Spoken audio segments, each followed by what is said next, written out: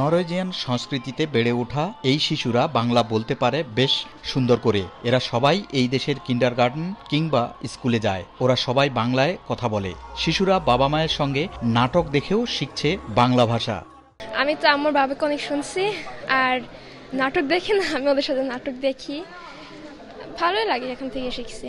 মাতৃভাষা অন্য ভাষা শেখার ক্ষেত্রে সহায়ক ভূমিকা পালন করে নরওয়েতে। তাই প্রবাসী অভিভাবকদের শিশুদের মাতৃভাষা শেখানোর জন্য উৎসাহিত করা হয়। আমি মার সাথে বাংলা কথা বলতে বলতেই শিখে ফেলেছি।